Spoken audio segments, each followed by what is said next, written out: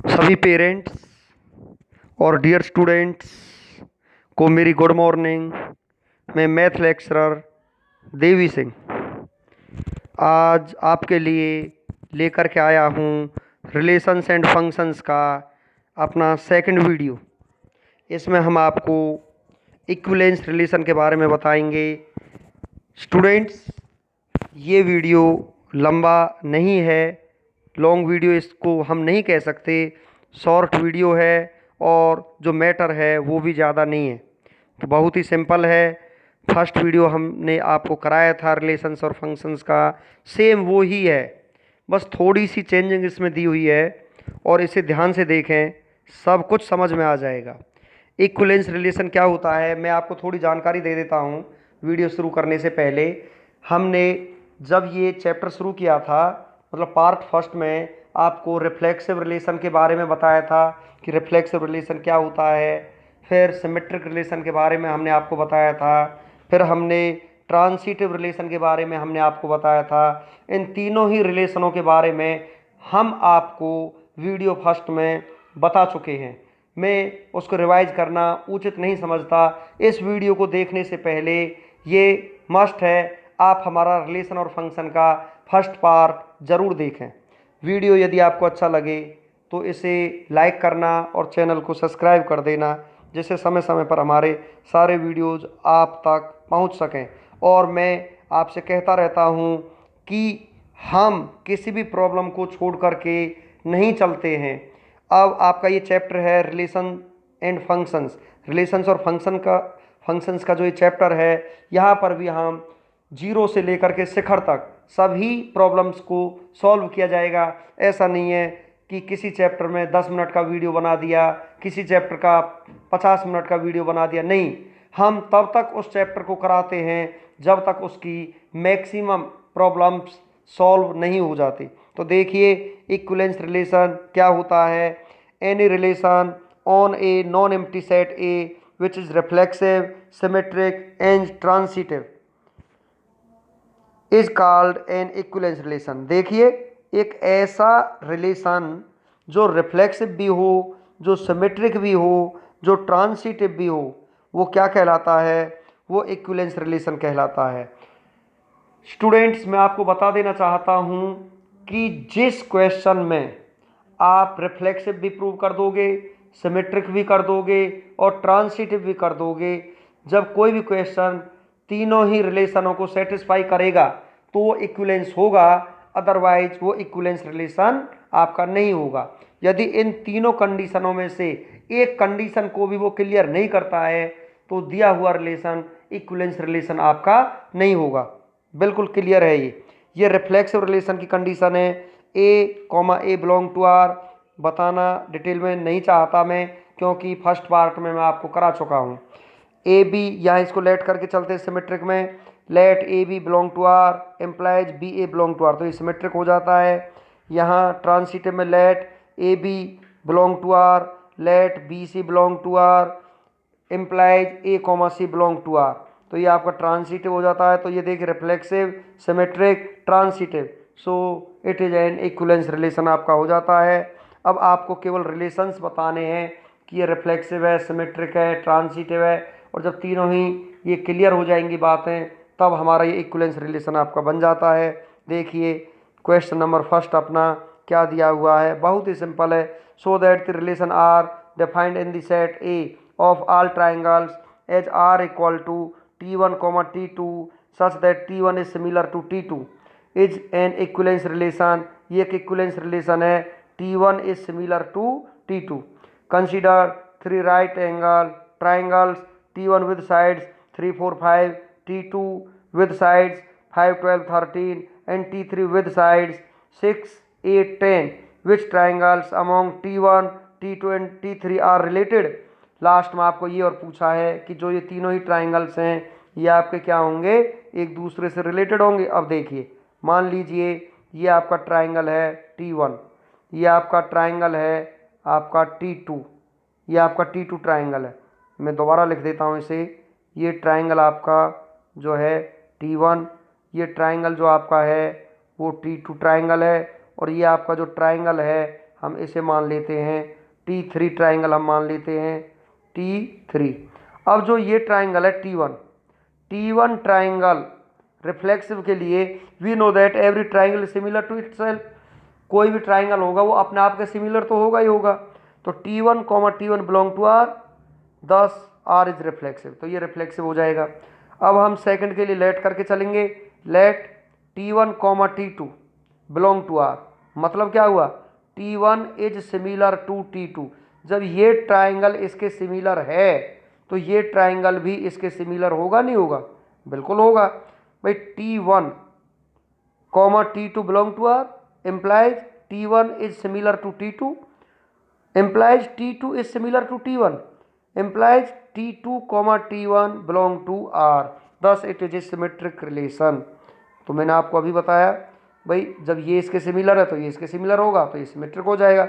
अब ट्रांसिटिव में देखिए लेट क्या लेट करेंगे, T1 T2 belong to R, T1 T2 के सिमिलर है और T2 T3 के सिमिलर है, तो ये इसके सिमिलर हुआ, T1 T2 के सिमिलर हुआ, T2 T3 के सिमिलर हुआ, तो T1 T3 के क्या हो जाएगा, सिमिलर हो जाएगा। तो देखिए T1 T2 belong to R, और यहाँ पर आगे चलते हैं नेक्स्ट। सिमेट्रिक तो ये हो चुका है, ट्रांसिटिव के लिए यहाँ देखना पड़ेगा हमें। Let T1 T2 belong to R, T2 T3 belong to R, T1 is similar to T2 and T2 is similar to T3, T1 is similar to T3 implies T1 T3 belong to R।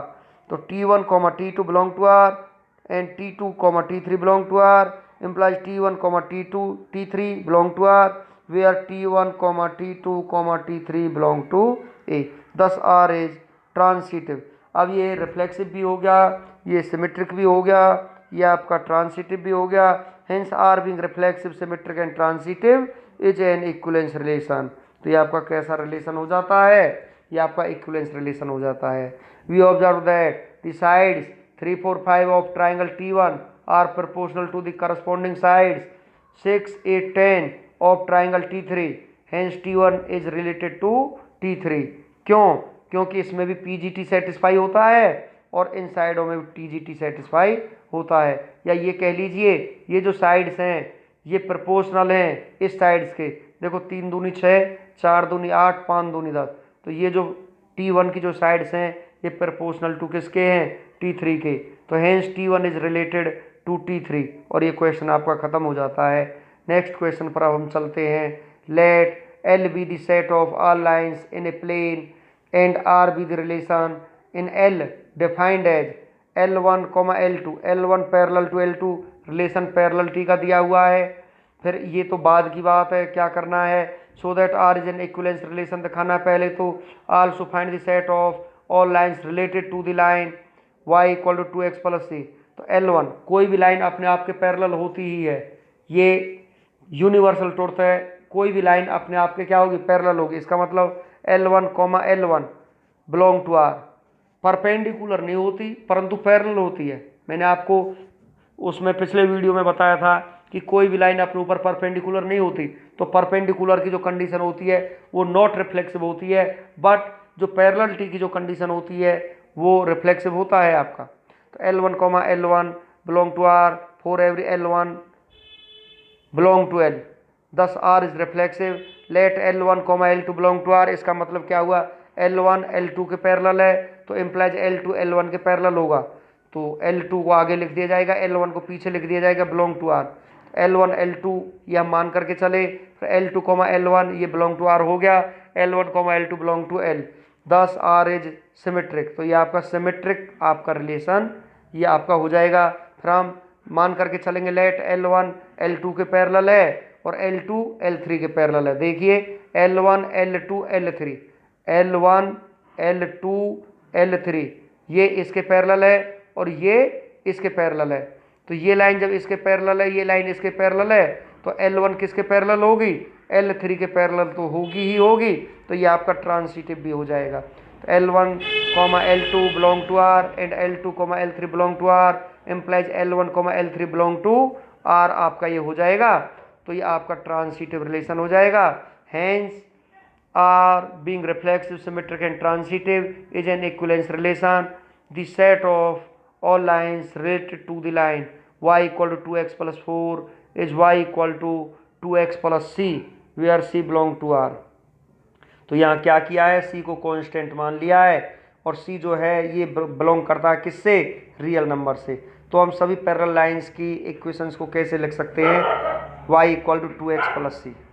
Next आगे देखते हैं, आपका question number 3 है, क्या दिया हुआ है, so that the relation R on the set A equal to x belong to z 0 less than equal to 12 0 less than equal to x less than equal to 12 given by, ये आपका relation है a comma B such that modulus of a minus B multiple of 4, इसका multiple of 4 है, is an equivalence relation, equivalence relation है, ये आपको दिखाना है। Also find the set of all elements related to 2, तो ये a की वैल्यू आपको दे दी गई है, a की वैल्यू यहाँ 0 से 12 तक है। r इक्वल टू आपको दिया हुआ a comma B such that modulus of a minus B is a multiple of 4, तो a minus B multiple of 4 है। तो यहाँ पर देखिए ध्यान से, a minus B is a multiple of 4, modulus of a minus B is a multiple of 4, तो 4 divides modulus of a minus B. तो फर्स्ट में देखते हैं, अब हमको करना क्या है, a comma A belong to r, यदि हम दोनों जगह a रखेंगे तो 0 0 एंड 4 डिवाइड्स 0, क्योंकि 0 जो है 4 से डिवाइड होता है, इवन नंबर माना जाता है। Thus r is reflexive, let a B belong to r implies modulus of a minus B is a multiple of 4, modulus of a minus B, फिर यहाँ से आप माइनस कॉमन लोगे अंदर से, तो modulus of minus into a minus B, तो a minus B का modulus equal to b minus a का मॉडुलस। तो जब a minus B multiple of 4 है तो b minus a is also multiple of 4, तो A B belong to R, यहाँ से B A belong to R हो गया। तो इसको तो हमने मान करके चला, ये हमने प्रूव कर दिया, ए की जगह बी रख करके और बी की जगह ए रख करके। भाई जब यहाँ से हम माइनस कॉमन ले लेंगे और माइनस का आप मॉडुलस करोगे तो पॉजिटिव ही आएगा ना, तो बी माइनस ए हो जाएगा। तो A B belong to R let किया था, B A belong to R हमने प्रूव कर दिया, तो क्या हो गया, ये आपका सिमेट्रिक हो गया। क्या हो गया, ये आपका सिमेट्रिक। अब आप क्या करोगे, let A B belong to R and B C belong to R, इनको लेट करके चलना है। तो क्या किया जाएगा, ये यहाँ पर ध्यान से देखिए, ये है a minus B and b minus C are both multiples of 4, दोनों को मल्टीपल ऑफ 4 माना जाएगा, a माइनस सी को दिखाया जाएगा। तो a माइनस बी जब मल्टीपल ऑफ 4 है तो 4m मान लिया, b माइनस सी का मॉडुलस मल्टीपल ऑफ 4 है तो 4n मान लिया। तो a माइनस बी इक्वल जब मॉडुलस हटाओगे तो राइट हैंड साइड में प्लस माइनस लिया जाएगा और इधर भी राइट हैंड साइड में प्लस माइनस लिया जाएगा। अब हमको क्या करना है, हमको स्टूडेंट्स a माइनस सी, अब a माइनस सी कैसे आएगा आपका, a minus b plus b minus c हम करेंगे तो b से b यहाँ कैंसिल हो जाएगा, तो a माइनस सी तो आपका आएगा, बट हमको ये कैंसिल करके नहीं दिखाना है। a माइनस बी की जगह a माइनस बी की value plus minus 4m, b minus c की जगह b माइनस सी की value plus minus 4n, 4 common आ चुका है और अंदर जो है आपका plus minus m plus minus n, तो जो 4 आपका बाहर आ चुका है, तो ये अंदर वाली जो वैल्यू है ये मल्टीपल ऑफ 4 होगी या नहीं होगी, बिल्कुल होगी। तो modulus of a minus C is a multiple of 4, अर्थात a comma C belong to r, तो A B belong to r, b comma C belong to r implies a comma C belong to r, a comma b comma C belong to a, thus r is transitive. तो ये reflexive भी है, symmetric भी है, transitive भी है, तो क्या हो जाएगा, ये आपका ये इक्विवेलेंस रिलेशन आपका हो जाएगा। अच्छा, सेकंड पार्ट इसमें क्या दिया हुआ है, let x B an elements in a, x जो है एलिमेंट्स ऑफ a दे दिया है, तो x comma 2 belong to r। अब हम गिवन क्वेश्चन में a माइनस बी की जगह x माइनस 2 जो मल्टीपल ऑफ 4 हो जाएगा, मल्टीपल ऑफ 4 का मतलब 0 4 8 12 हो जाएगा। फिर यहाँ से मॉडुलस निकालेंगे तो मॉडुलस को हटाया जाएगा, तो x माइनस 2 इक्वल 0 4 8 12, यहाँ से x की वैल्यू निकलेगी 2 6 10 आपकी आ जाएगी। और यदि हम 12 प्लस 2 करें तो 14 आपका इसमें है नहीं क्वेश्चन में, इस वजह से आपकी जो x की वैल्यूज आएंगी वो 2 6 10 आएंगी। Hence the set of all elements of a which are related to 2 as 2 6 10। तो ये आपका क्वेश्चन आपका दिया हुआ है।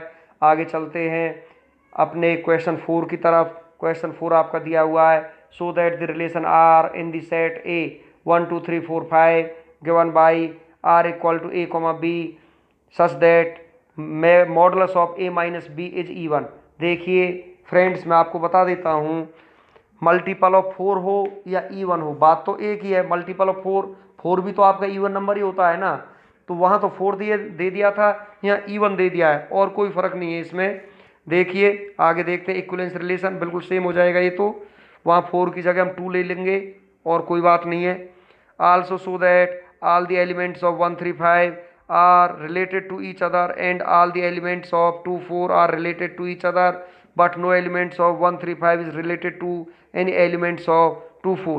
यहाँ देखिए ध्यान से, a माइनस बी है, b की जगह a रखेंगे तो a माइनस ए का मैग्नीट्यूड आपका 0 हो जाएगा, विच इज इवन। तो a comma A belong to R, thus R is reflexive आपका हो जाएगा। बहुत ही सिंपल है। इसी तरीके से सिमेट्रिक के लिए a B belong to R let करके चलेंगे।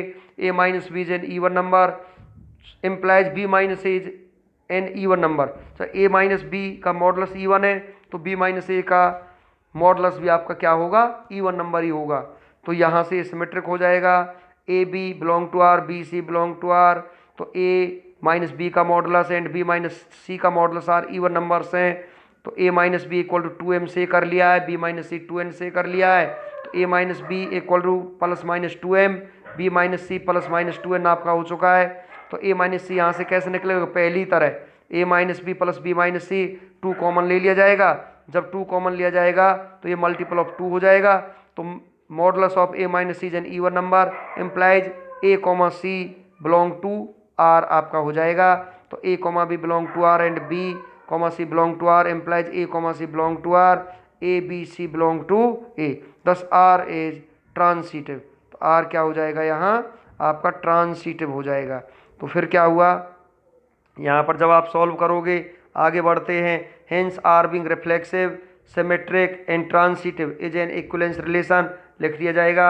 उसके बाद में देखिए लेट बी 135 है, it can be seen that A comma B belong to B, modulus of A minus B is always an even number. क्यों होगा ये इवन नंबर, देखिए 1 माइनस 3 करो 2 आएगा, माइनस 2 आएगा, 3 माइनस 5 करो माइनस 2 आएगा, 3 माइनस 1 करो 5 माइनस 3 करो। जब एक दूसरे में से इनको सबको सब्ट्रैक्ट करेंगे तो ऑलवेज इवन आएगा। इसी तरीके से 2 4 को देख लीजिए, ये भी आपका इवन ही आएगा, ठीक है। उसके बाद all elements of C are related to each other, A और सी के एलिमेंट से रिलेटेड, ये रिलेटेड ईच अदर है। Further we can see that for any b belong to B, C belong to C, b minus C is not an even number, ये आपका even number नहीं आएगा। Hence no elements of B is related to any elements of C. क्यों नहीं आएगा, मैं आपको बता देता हूँ। देखिए ये जो आपका दिया हुआ है यहाँ पर क्वेश्चन में जो दिया हुआ था, क्या दिया हुआ था, देखिए यहाँ ये दिया हुआ था आपका 2 4 135 और 2 4। अच्छा जी, यहाँ देखिए b minus is not an even number, hence no elements of b related to any elements of c। तो कोई भी एलिमेंट b रिलेटेड नहीं है, किससे, एलिमेंट्स ऑफ c से रिलेटेड नहीं है। क्यों नहीं है, मैं इसका थोड़ा आपको कारण बताना चाह रहा हूँ कि 1 और 2 में से आप यदि सब्ट्रैक्ट करोगे, 1 माइनस 2 करोगे तो नॉट इवन नंबर आएगा, 3 माइनस 4 करोगे नॉट इवन नंबर आएगा, इसलिए ये एक दूसरे से रिलेटेड नहीं है। अब आप देखिए क्वेश्चन नंबर 5 अपना, so that the relation R defined in the set A of all polygons as P1, P2 such that P1 and P2 have the same number of sides is an equivalence relation. बहुत ही simple question है। What is the set of all elements in A related to the right triangle T with sides 3 4 5। तो P1, P2 polygon है, same number of sides रखते हैं, ये बहुभुज दिए हुए हैं, तो जितनी साइड आपकी P1 में होंगी वो अपने आप से तो रिलेटेड होगा ही होगा। तो P1, P1 belong to R for every P1 belong to A, तो 10 R इज रिफ्लेक्सिव हो जाएगा। Let P1, P2 belong to R where P1, P2 belong to A, मतलब जितनी आपकी साइड्स P1 में है इतनी ही साइड किस में है, P2 में। P1 की जो साइड्स हैं equal two sides of P2 implies sides of P2 equal to sides of P1। तो P1 and P2 have the same number of sides, implies P2 and P1 have same number of sides। तो P2, P1 belong to R, तो ये आपका symmetric हो गया। इसके बाद में आपका ये ट्रांसिटिव भी हो जाएगा, ट्रांसिटिव भी आराम से हो जाएगा। क्यों, कोई प्रॉब्लम है ही नहीं। कैसे नहीं है, देखते हैं। देखिए बता देता हूँ मैं आपको अभी। ट्रांसिटिव के लिए कंडीशन जो आपकी लगेगी वो ये कंडीशन लगेगी कि P1 P2 belong to R and P2 P3 belong to R. भाई P1 और P2 में सेम नंबर ऑफ साइड्स हैं, P2 और P3 में सेम नंबर ऑफ साइड्स हैं, तो P1 और P3 में भी क्या होंगी, सेम नंबर ऑफ साइड्स आपकी होंगी। तो ये आपका क्या हो जाएगा, ट्रांसिटिव हो जाएगा। Hence R being reflexive, symmetric and transitive is an equivalence relation. Further आगे चलिए, सेकंड पार्ट में क्या कहता है ये। Further we have a right angle triangle T which sides as 3, 4 and 5, number of sides in T, number of sides कितनी है, t equal to 3 है, तो T1 belong to A such that T1 T belong to R, T1 and T have the same number of sides आपकी हो जाएंगी। यहाँ पर number of sides T1 3 है, T1 is a triangle in A, thus all triangles are related to T, hence the set of all elements in A related to right angle triangle T in the set of all triangles। वैसे भी आपको दिखाई दे रहा होगा 3, 4, 5 जो आपकी sides हैं ये एक राइट ट्राइंगल बनाती हैं, क्योंकि 3 का स्क्वायर 9, 4 का स्क्वायर 16 इक्वल टू 5 का स्क्वायर, तो 25 इक्वल टू 25, और ये क्या होता है, सेटिस्फाई पीजीटी होता है। तो ये राइट ट्राइंगल की साइड्स तो आपकी होंगी ही। इससे आगे चलते हैं, आपका जो क्वेश्चन नंबर 6 है इसमें क्या दिया हुआ है, let A equal to 1, 2, 3 and so on up to 9 and R with relation in A cross A defined by a b relation c d. If a plus d equal to b plus c, ये आपको relation दिया हुआ, आपको ध्यान से देखना है। A plus d equal to b plus c, 4 a b c d in A cross A, prove that R is an equivalence relation. तो ये कैसा रिलेशन होगा, इक्विवेलेंस होगा। Also obtain the equivalence class 2, 5, तो ये इक्विवेलेंस क्लास 2, 5 और आपको बाद में निकालना है। तो देखिए R is an equivalence relation if R is reflexive, symmetric and transitive. आपको पता है कि भाई जो रिलेशन आपका रिफ्लेक्सिव होगा, जो रिलेशन आपका सिमेट्रिक होगा, जो रिलेशन आपका ट्रांसिटिव होगा, जब तीनों ही कंडीशंस आपकी क्लियर हो जाएंगी तो वो आपका कैसा रिलेशन बन जाएगा, इक्विवेलेंस रिलेशन आपका बन जाएगा। तो यहाँ देखिए a plus d equal to d b plus c, यहाँ ध्यान दीजिए a plus d equal to b plus c, ये है। अच्छा जी, फिर यहाँ देखिए ए बी और सी डी, ये आपका रिलेशन दिया हुआ है, ये आपको ध्यान रखना है। अब यहाँ देखिए रिफ्लेक्सिव रिलेशन के लिए हम क्या करेंगे, ए प्लस बी लेफ्ट। अब यहाँ देखिए डी जो है, डी की जगह हम क्या रख सकते हैं, बी को, और सी की जगह हम क्या रख सकते हैं, ए को। ऐसा ही इसने किया है, तो ए प्लस डी की जगह बी रख दिया, बी तो बी है ही, सी की जगह हमने क्या रख दिया, ए रख दिया। तो a plus b equal to b plus a, तो ए b relation a b for every a B belong to A cross A, thus R is a reflexive on A cross A. तो ये इसका क्या हो जाएगा, रिफ्लेक्सिव हो जाएगा ये। अब आते हैं सिमेट्रिक के लिए, इसमें लेट करेंगे हम, let A b c d belong to A cross A. तो ए बी का रिलेशन सी डी से है, तो ए बी का रिलेशन सी डी से है, तो ये आपको गिवन है, ये आपका गिवन है। अब हमको सी डी को आगे लाना है, ए बी को पीछे पहुंचाना है, तो आप ए प्लस डी का कर दोगे डी प्लस ए, और बी प्लस सी का कर दोगे सी प्लस बी। उसके बाद में इसका उल्टा किया जाएगा। फिर हम क्या करेंगे, जो ये राइट हैंड साइड है सी प्लस बी, इसको लेफ्ट साइड में लाएंगे, और जो ये लेफ्ट हैंड साइड है इसे हम राइट हैंड साइड में ले जाएंगे। तो क्या हुआ कि एक बार तो हमने फर्स्ट टर्म सेकंड पर रख दी, और सेकंड टर्म फर्स्ट टर्म पर मतलब उसकी जगह पर पुट कर दिया है। फिर हमने लेफ्ट साइड को राइट बना दिया है, और राइट साइड को हमने क्या बना दिया, लेफ्ट बना दिया। तो जो पिछले वाला जो ये हमारा पेयर था ये आगे आ जाएगा, और अगले वाला पेयर कहाँ चला जाएगा, पीछे। तो ये कैस क्या हो जाएगा, ये सिमेट्रिक हो जाएगा ऑन ए क्रॉस ए पर। अब आते हैं ट्रांसिटिव के लिए।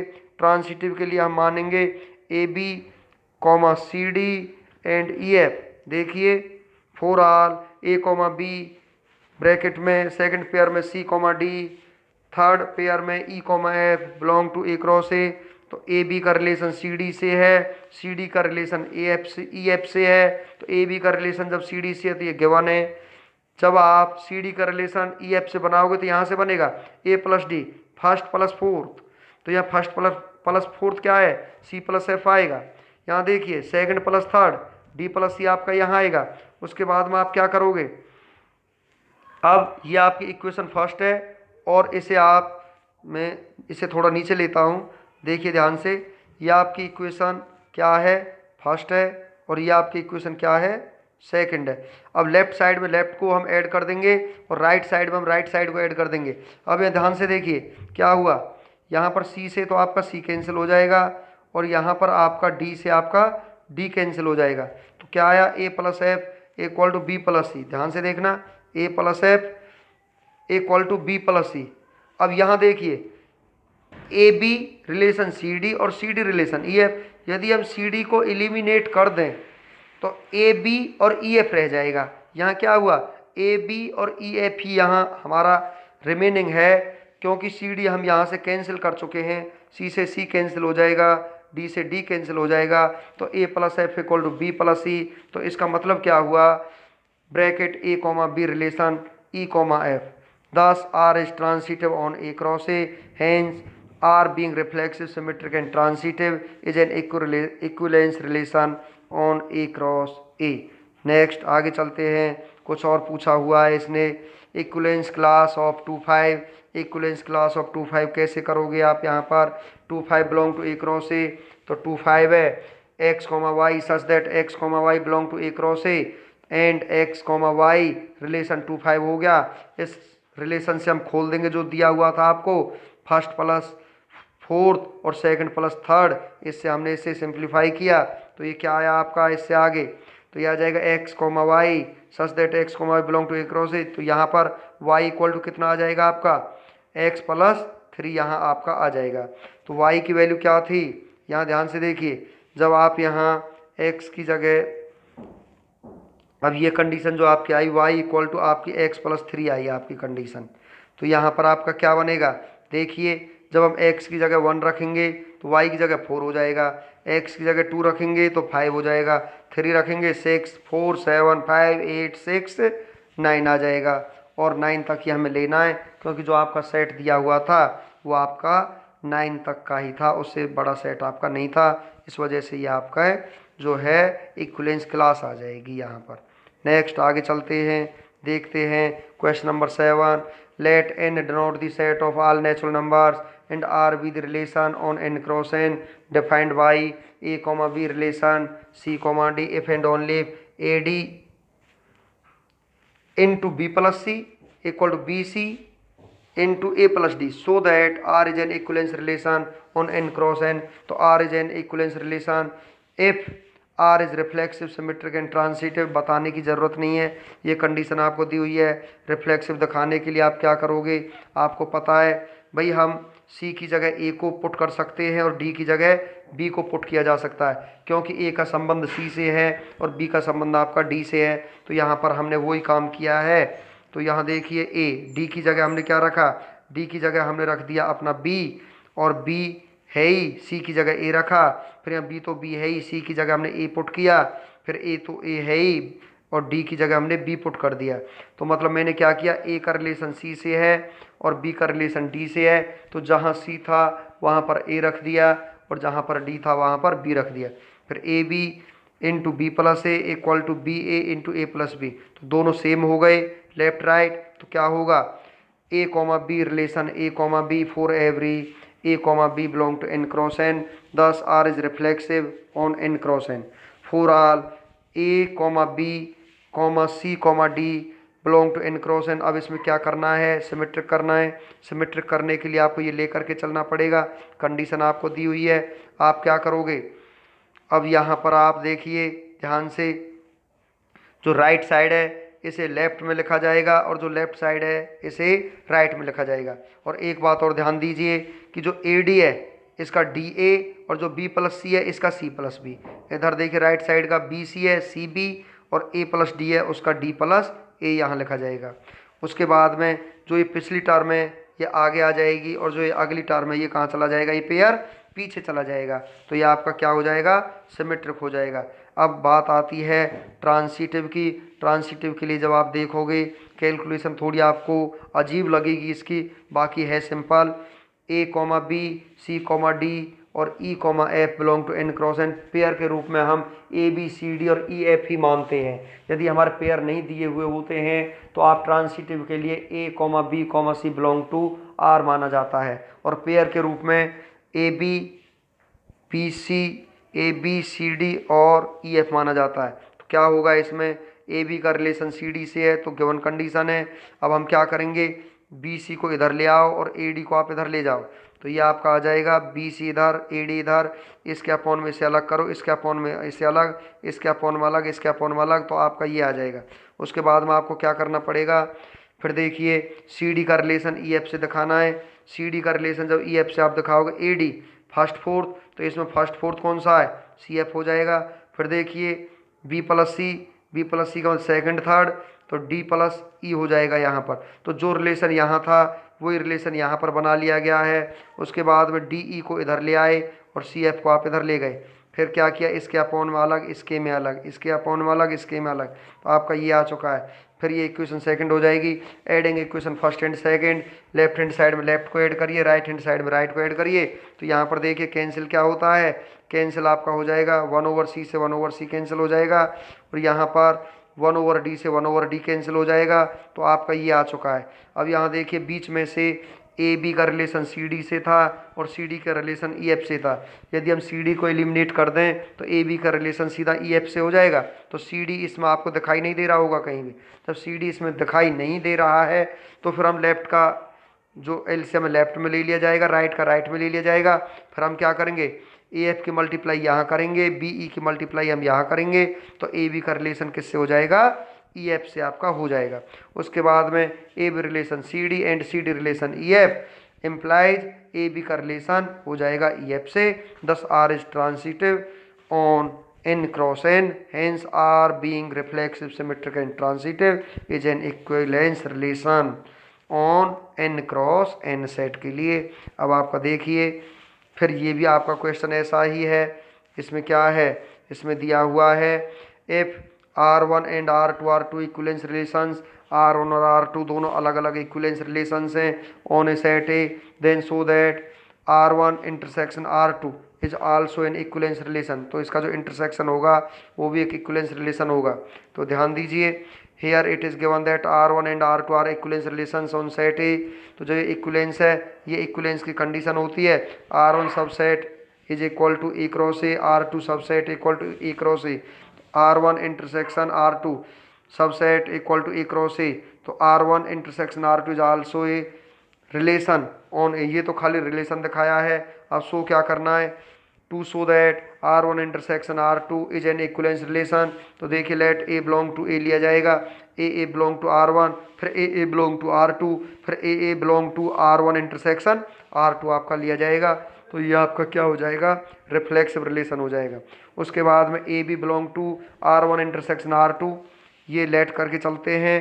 फिर हम क्या करेंगे, a B belong to R1 intersection R2, a b जो है ए कॉमा बी बिलोंग करेगा R1 से, ए कॉमा बी बिलोंग करेगा R2 से, फिर बी कॉमा ए बिलोंग करेगा R1 से, बी कॉमा ए बिलोंग करेगा R2 से, तो बी ए बिलोंग करेगा R1 इंटरसेक्शन R2 से।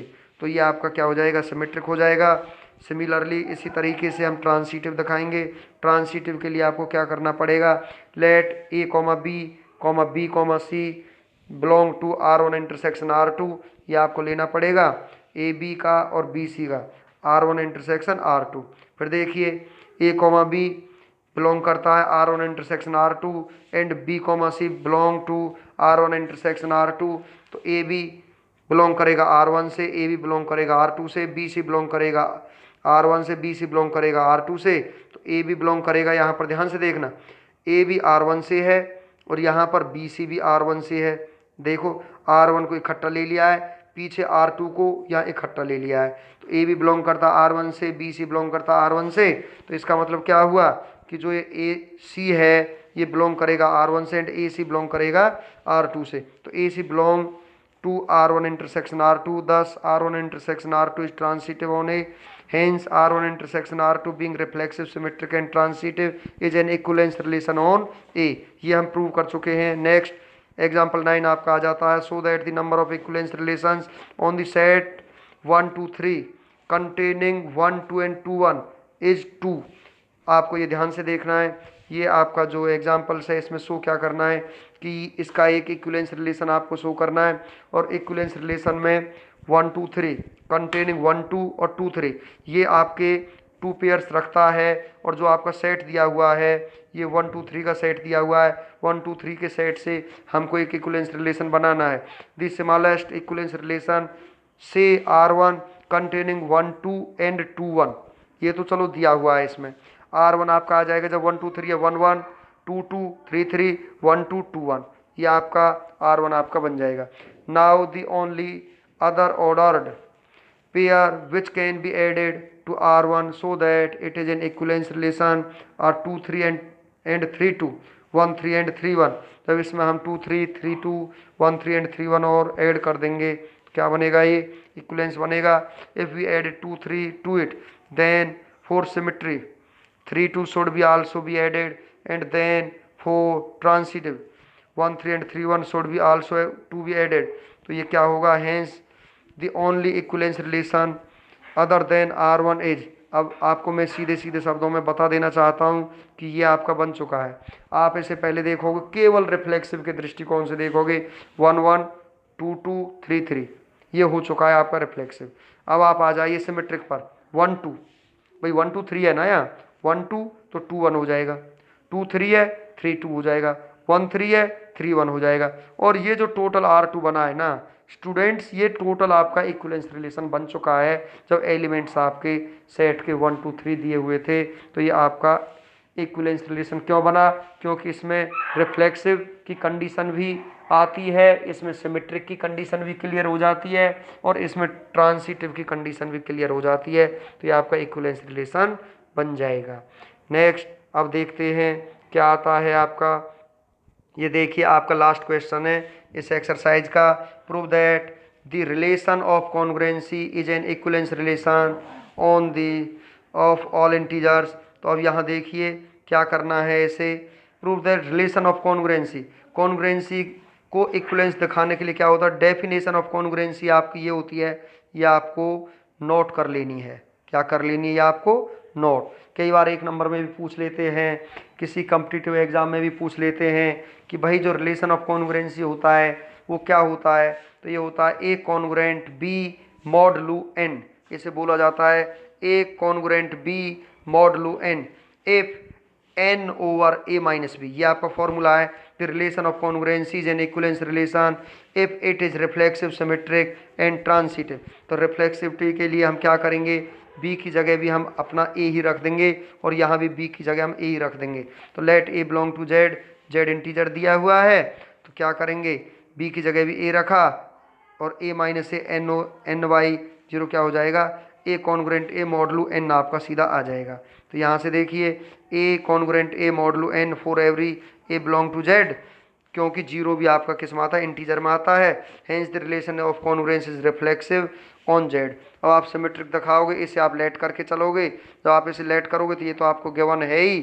तो a comma B belong to Z हमने माना, अब हम प्रूव करेंगे b comma A belong to Z है, तो ए की जगह हम बी को रख देंगे और बी की जगह हम ए को रख देंगे। यहाँ पर ए की जगह बी, ए की जगह बी और बी की जगह ए आपको रख दिया जाएगा, ए की जगह बी, बी की जगह ए यहाँ रख दिया जाएगा।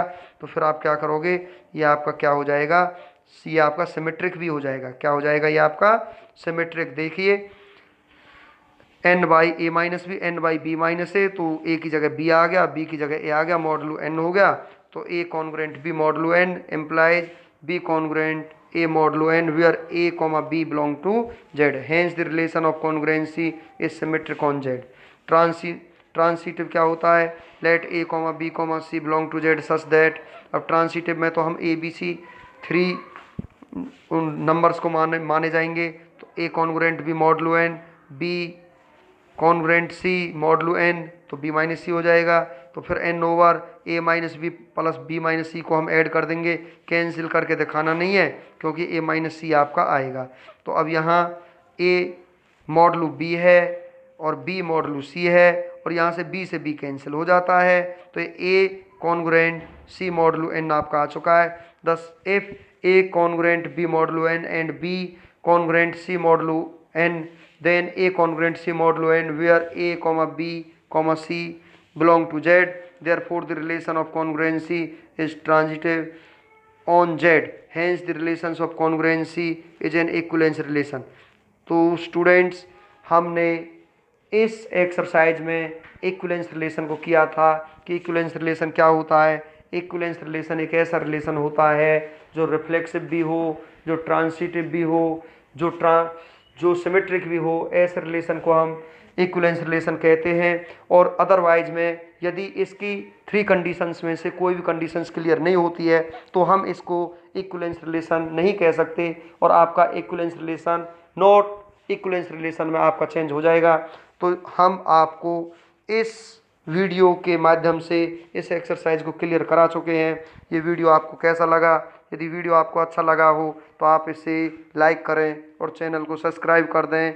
अब हम नेक्स्ट वीडियो में मिलेंगे कुछ और नए टॉपिक्स के साथ। Thank you.